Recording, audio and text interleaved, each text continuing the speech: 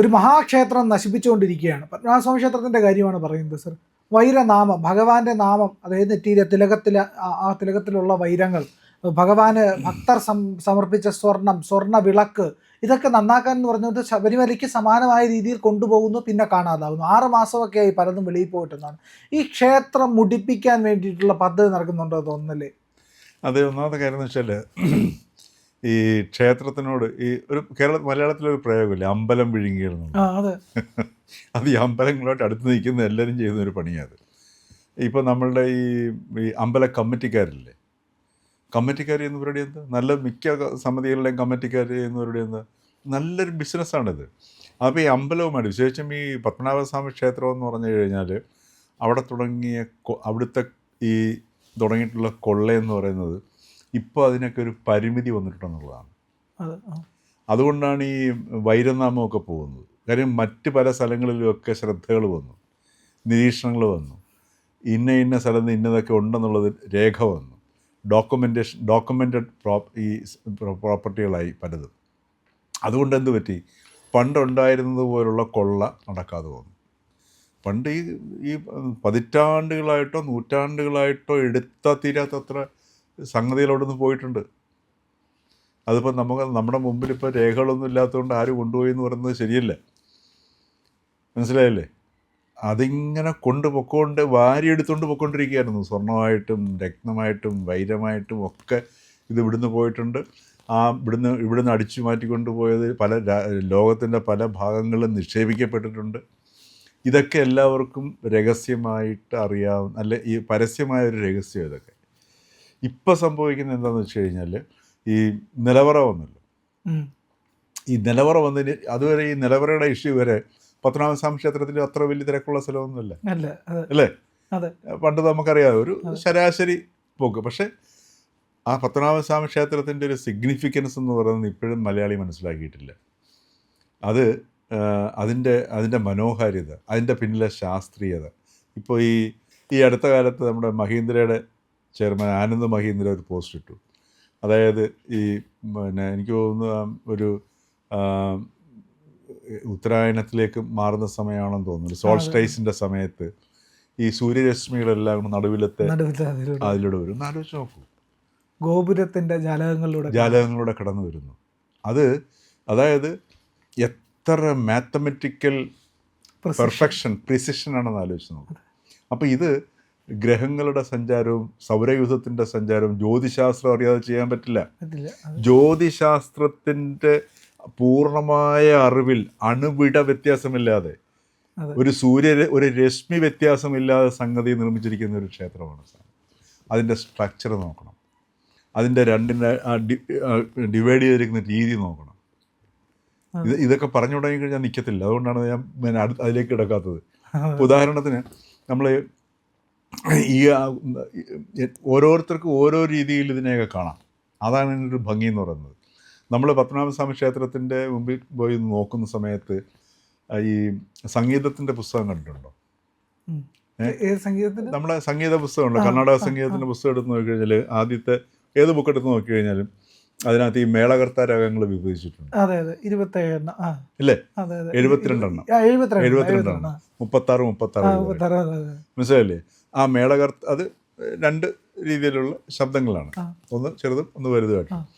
അപ്പം ഈ മേളകർത്താ രാഗത്തിൻ്റെ വിഭജനം പോലെയാണ് ശരിക്കും പറഞ്ഞാൽ അത് നിൽക്കുന്നത്, അല്ലേ? പിന്നെ അതുപോലെ നമ്മുടെ ചക്രങ്ങൾ, മനുഷ്യൻ്റെ ശരീരത്തിലെ ചക്രങ്ങളുമായിട്ട് ബന്ധപ്പെട്ട് ഈ 72 എന്ന് പറയുന്ന സംഗതി വെറും ഒരു നമ്പറല്ല. അറിയോ? ഇല്ല, അറിയില്ല. നമ്മുടെ ഹൃദയത്തിൻ്റെ ചുറ്റും പുരീതത് എന്ന് പറയുന്നൊരു സംഗതിയുണ്ട്. 72,000 നാഡികളുടെ ഒരു സമൂഹമാണ്. നമ്മൾ ഉറങ്ങുന്ന സമയത്ത് നമ്മളുടെ ബോധം ഇതിലേക്ക് പോയിട്ടാണ് അവിടെയാണ് നമ്മൾ ഈ സുഖമായിട്ട് ഉറങ്ങുമെന്ന് അറിയത്തില്ലേ. ഉണരുന്ന സമയത്ത് ഇതിലൂടെയാണ് നമ്മുടെ ശരീരത്ത് ഇന്ദ്രിയങ്ങൾ ബോധമുണ്ടാവുകയും പ്രവർത്തിക്കുകയൊക്കെ ചെയ്യുന്നത്. അപ്പോൾ ഇതിനെല്ലാം ഈ പറയുന്ന മനുഷ്യ ശരീരവും ജ്യോതിശാസ്ത്രവും എൻജിനീയറിങ്ങും അതേപോലെ തന്നെ ഈ വിഗ്രഹം എന്താണ്, ഒരു എന്ത് ശർക്കരയാണ്? കടിശർക്കര യോഗത്തിലാണ് ചെയ്തിരിക്കുന്നത്, അല്ലേ? ഒന്ന് ആലോചിച്ച് നോക്കുക, അവിടെ പ്രവർത്തിക്കുന്ന കെമിസ്ട്രി ആലോചിച്ച് നോക്കുക. അതേപോലെ തന്നെ പിന്നെ അതേപോലെ തന്നെ മെറ്റാഫിസിക്സ് ഉണ്ട് അവിടെ. ഇപ്പോൾ പലരും വിചാരിച്ചിരിക്കുന്നത് ഈ പിന്നെ തിരുവനന്തപുരത്തുകാർ ആൾക്കാരുടെ കാല് വരിക്കും എന്നുള്ളതുകൊണ്ട് പേടിച്ചിട്ടാണ് അനന്തപത്മനാഭൻ അവിടെ കിടക്കുന്നതെന്ന് വിചാരിക്കുന്നത്. അതല്ല സംഗതി. കാലുവാരുമെന്ന് പൊതുവെ തിരുവനന്തപുരത്തുള്ള ആൾക്കാരെ പറഞ്ഞു കേട്ടതാണ് നായനാർ പറഞ്ഞിരിക്കുന്നത്. അല്ല, നായനാരുടെ സ്വന്തം കോൺട്രിബ്യൂഷൻ മനസ്സിലായില്ലേ? ഇത് ശരിക്കും പറഞ്ഞു കഴിഞ്ഞാൽ ഇത് കഠോപനിഷത്തിലെ ദ്വിതീയ വല്ലിയിലെ ആസീനോ ശൈതം വ്രജതി ശയനോ യാതി സർവത രണ്ടാമത്തെ വരിയാണ്. കഠോപനിഷത്തിലെ ദ്വിതീയ വല്ലിയിലെ 21-ാം ശ്ലോകത്തിൻ്റെ രണ്ടാമത്തെ വരിയുടെ ട്രാൻസ്ലേഷനാണ് ഈ അനന്തശയനം. ശയനോ യാതി സർവത എന്നാ പറഞ്ഞേക്കുന്നത്. എന്ന് വെച്ച് കഴിഞ്ഞാൽ കിടന്നുകൊണ്ട് തന്നെ സർവയിടത്തും നിറഞ്ഞു നിൽക്കുന്നത്. അതാണ് ശയനോ യാതി സർവത. ഈ പ്രപഞ്ചം മുഴുവൻ നിറഞ്ഞു നിൽക്കുന്നു കിടന്നുകൊണ്ട്. എന്തിൻ്റെ പുറത്ത്? അനന്തൻ്റെ പുറത്ത്. അനന്തൻ എന്ന് വെച്ചാൽ എന്താണ്? അന്തമില്ലാത്തവൻ, ടൈംലെസ്നെസ്. മനസ്സിലായോ? ടൈംലെസ്നെസ്സിൻ്റെ പുറത്ത് നമ്മളെല്ലാം ടൈമിൽ ജീവിക്കുന്ന മനുഷ്യരാണ് അല്ലേ? ആ ടൈമാണ് അവിടെ വിഷ്ണുവിൻ്റെ. അപ്പം time lies down on timelessness. സമയമില്ലായ്മ. ഇതിൽ കൂടുതൽ എന്താണ് ശാസ്ത്രം? നമ്മുടെ പാശ്ചാത്യ ശാസ്ത്രം കണ്ടത് മുട്ടയിടുന്നില്ലേ? ലാർജ് ഹെഡ്രോൺ ഹൈഡ്രോളൊക്കെ ഉണ്ടാക്കിയിട്ട് ദൈവഗണങ്ങൾ കണ്ടെത്താനായിട്ട് ശ്രമം നടത്തി പരാജയപ്പെട്ടില്ലേ? ഇപ്പോഴും ഭൗതികശാസ്ത്രം കണ്ടെത്താത്ത സംഗതികളുടെ അതിമനോഹരമായി ഈസ്തറ്റിക്കലായിട്ടുള്ള സൗന്ദര്യാത്മകമായിട്ടുള്ള ആ ഒരു സംഗതിയാണത്. മനസ്സിലേ? ഉപനിഷത്തിൻ്റെ ഞാൻ പറയില്ല, ഉപനിഷത്തിൻ്റെ കഠോപനിഷത്തിൻ്റെ അല്ലെങ്കിൽ എടുത്തു നോക്കിയോ, കഠോപനിഷത്തിൻ്റെ ദ്വിതീയ വല്ലിയിലെ 21-ാം ശ്ലോകത്തിൻ്റെ രണ്ടാമത്തെ വരിയുടെ ട്രാൻസ്ലേഷനാണ് അവിടുത്തെ ആ പ്രതിഷ്ഠ എന്ന് പറയുന്നത്. അതേപോലെ തന്നെ തിരുവനന്തപുരത്തുകാർക്ക് പലർക്കും അറിയാൻ വയ്യാത്തൊരു സംഗതിയാണ് ഈ രാത്രിയിൽ ഈ ദേവനെ ഉറക്കുന്ന ഒരു സംഗതിയാണ്. അതേത് രാഗമാണെന്നറിയോ? നീലാംബരി രാഗത്തിൽ പാടിയിട്ടാണ് ഉറക്കുന്നത്. ഒന്ന് ആലോചിച്ച് നോക്കുക. ഇതിന് ഏത് സമസ്ത ശാസ്ത്രങ്ങളും സൗന്ദര്യാത്മകമായിട്ട് സമ്മേളിപ്പിച്ചിരിക്കുന്ന ഒരു സംഗതിയാണത്. അതേപോലെ തന്നെ ഞാനൊക്കെ പണ്ട് ഈ പറഞ്ഞതുപോലെ ഈ CPM ചിന്താഗതികളിലൂടെ പോയിട്ട് ഞാനതിൻ്റെ തെക്കേ നടയിലും പടിഞ്ഞാറേ നടയിലും 3 കൊല്ലം താമസിച്ചത്. എന്നിട്ട് ആ ഭാഗത്തേക്ക് ഞാൻ നോക്കിയിട്ട് പോലുമില്ല. പിന്നെ വർഷങ്ങൾക്ക് ശേഷമാണ് ഞാൻ ഒരിക്കൽ അതിനകത്ത് കയറാൻ ഞെട്ടിപ്പോയി. ഞാൻ അതിൻ്റെ ശില്പങ്ങൾ കണ്ടിട്ടും കാനായിയുടെ യക്ഷിയില്ലേ, അതിനെ വെല്ലുന്ന ശില്പം, ലജ്ജാഗൗരിയുടെ ശില്പം, അതായത് മെൻസ്ട്രുവേഷൻ ടൈമിൽ നഗ്നയായി പിന്നെ കാലുകൾ വിടർത്തിയിരിക്കുന്ന ലജ്ജാഗൗരിയുടെ ശില്പം അവിടെ ക്യൂ നിൽക്കുന്ന സമയത്ത് നമുക്ക് കാണാം കല്ലിൽ കൊത്തിവെച്ചിരിക്കുന്നത്. ഇത്തരത്തിലുള്ള ഒരു ക്ഷേത്രമാണ് പത്മനാഭസ്വാമി ക്ഷേത്രം. സാർ, നഗരത്തിൻ്റെ നടുക്കായിരിക്കുന്നത്. എന്നിട്ട് അതിൻ്റെ അകത്ത് നമ്മൾ കയറി കഴിഞ്ഞാൽ നഗരമായിട്ട് ഒരു ബന്ധവുമില്ല, ഒരു ശബ്ദവുമില്ല, ഒന്നുമില്ല, ശാന്തത എന്ന് പറയുന്നത്. അതെ, അതാ ഞാൻ പറഞ്ഞത്. അത്രയുള്ള ഇത്രയും ഇതൊന്നും നമ്മൾ തിരിച്ചറിയുന്നില്ല. ഈ ക്ഷേത്രം തുറക്കുമ്പോൾ ഒരു മനുഷ്യ അവിടെ കാണാറില്ല പലപ്പോഴും. പണ്ട് ആരും ഇല്ലായിരുന്നു. ഈ സ്വർണം വന്നതിന് ശേഷമാണ് ഈ ജനം ശ്രദ്ധിച്ചു തുടങ്ങിയത്. അതുവരെ ശരിക്കും ഈ പറഞ്ഞ സ്വർണ്ണം ഇവിടെ നിന്ന് ഇങ്ങനെ അടിച്ചു മാറ്റിക്കൊണ്ടിരിക്കുകയായിരുന്നു ദിവസം പ്രതി. മനസ്സിലായി? എടുത്തതിൻ്റെ ബാക്കിയാണ് ഈ അവിടെ കിടക്കുന്ന സംഗതികൾ. പക്ഷേ ഇപ്പം എന്താണെന്ന് വെച്ച് കഴിഞ്ഞാൽ ഈ സ്വർണ്ണക്കൊള്ള, ഈ പറഞ്ഞ ശബരിമല നടക്കുന്ന പോലുള്ള സ്വർണ്ണക്കൊള്ളയുടെ റീറ്റെയിൽ കൊള്ളകൾ ഇപ്പോഴും നടന്നുകൊണ്ടിരിക്കുകയാണ്. അതാണ് ഇപ്പോൾ 6 മാസമായി 78 ഗ്രാം ഭാരമുള്ള ഒരു വിളക്ക് അവിടെ നിന്ന് കൊണ്ടുപോയിട്ട് പിന്നെ തിരിച്ചു വന്നിട്ടില്ലെന്നാണ് പറയുന്നത്. മനസ്സിലായില്ലേ? നന്നാക്കാൻ കൊണ്ടുപോയി. അതുപോലെ തന്നെ അത് സ്വർണ്ണ വിളക്കിന് എന്താണാവോ നന്നാക്കാൻ മനസ്സിലാവില്ല. നമ്മുടെയൊക്കെ വീട്ടിലൊരു സാധാരണ വിളക്ക് അത് തന്നെ കൊണ്ട് വെച്ചിരുന്നു കഴിഞ്ഞാൽ ഞാൻ കുട്ടിക്കാലത്ത് കണ്ട തലമുറകളായിട്ട് പോകും. പിന്നെ ഈ സ്വർണ്ണ വിളക്കിനൊക്കെ ഇത്ര നന്നാക്കേണ്ട ആവശ്യം എന്താ? അത് 78 ഗ്രാം. മനസ്സിലായില്ല?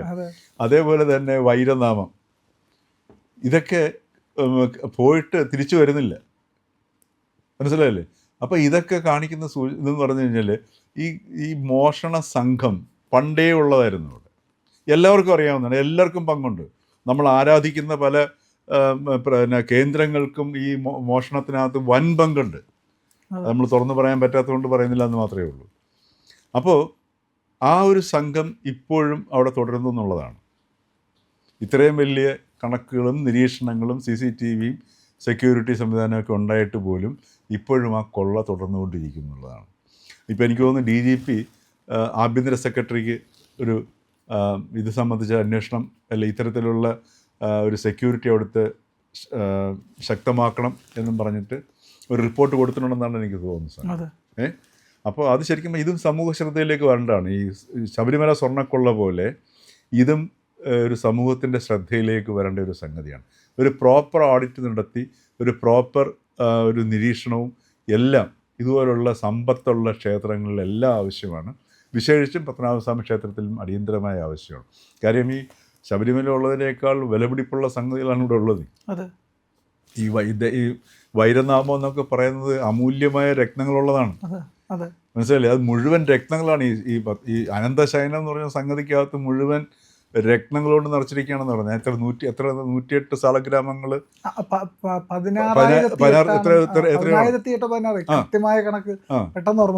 ഇതിനെല്ലാം ഓരോ കണക്കുകളുണ്ട് കേട്ടോ. ഈ വെച്ചിരിക്കുന്ന രത്നങ്ങൾക്കെല്ലാം ഓരോ മാത്തമെറ്റിക്കൽ ഇക്വേഷൻ്റെ കണക്കുകളുണ്ട്. അതേ പറഞ്ഞാൽ അവിടെ അതൊക്കെയാണ് ശരിക്കും ഇതിനെക്കുറിച്ച് നമ്മൾ ശരിക്കും പഠിക്കേണ്ട സംഗതി. നമ്മുടെ വിഷയം അതെല്ലാം തന്നെ അതിലേക്ക് പോകുന്നില്ല സംഗതി. അപ്പോൾ ഇതെല്ലാം ഈ രത്നങ്ങൾ കൊണ്ടിട്ട് ഈ പറഞ്ഞതുപോലെ അലങ്കരിച്ചിട്ടല്ലേ നിറച്ചിരിക്കുന്ന സംഗതികളാണ്.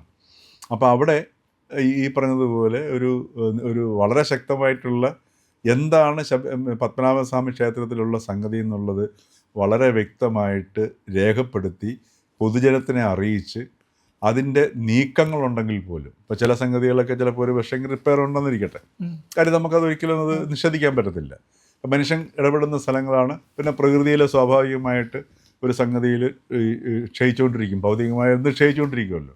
അപ്പോൾ അതൊക്കെ വേണ്ടില്ല. അപ്പോൾ അങ്ങനെ കൊണ്ടുപോവുകയാണെന്നുണ്ടെങ്കിൽ അതെങ്ങനെ കൊണ്ടുപോകുന്നു, ആര് കൊണ്ടുപോകുന്നു, എവിടെ കൊണ്ടുപോകുന്നു, കൊണ്ടുപോകുമ്പോഴുള്ള തൂക്കമെന്ത്, ഇങ്ങനെയുള്ള സംഗതികളൊക്കെ രജിസ്റ്റർ ചെയ്ത് പബ്ലിക്കിനോട് അറിയാൻ പറ്റുന്ന രീതിയിലുള്ള ഒരു സംവിധാനത്തിലേക്ക് അത് കൊണ്ടുപോകണം. ഇല്ലയെന്നുണ്ടെങ്കിൽ ഈ പറഞ്ഞതുപോലെ ഒരു പക്ഷേ ഈ നിലവറ പോലും ചിലപ്പോൾ കാലിയായിരിക്കും.